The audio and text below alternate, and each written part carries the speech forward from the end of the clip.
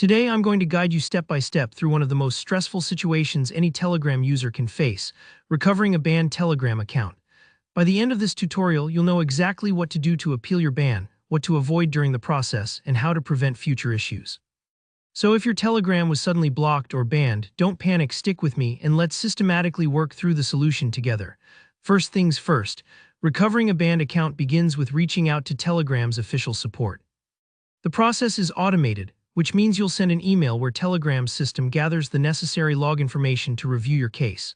If you're wondering how to get started, simply go to the Telegram support website or use their help option in the app. There's usually a direct link for banned accounts. Compose your message and don't worry, you won't have to write an essay. Just explain calmly that your account was banned and avoid using emotional or aggressive language. The log data attached is actually more important than long explanations, since this helps Telegram staff quickly find your account details and understand what happened. Think of this like submitting a ticket to tech support. The more accurate the info, the faster they can help. Now, an absolutely crucial part of the recovery process is patience and politeness.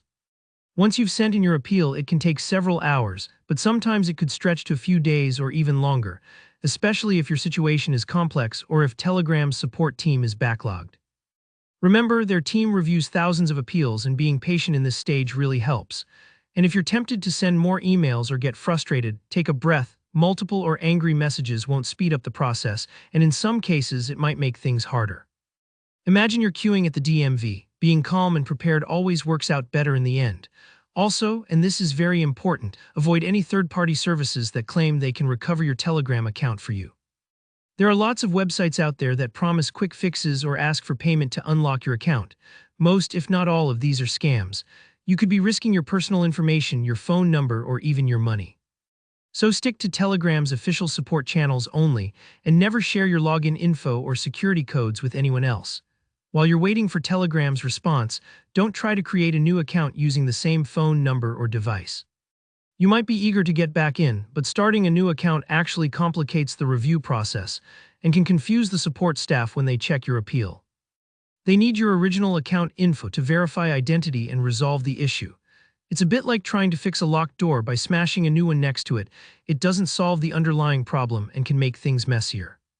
Once your account is successfully recovered, and fingers crossed that it is, the journey isn't quite over. Take a moment to review Telegram's terms of service so you understand what led to the ban and how to avoid it in the future.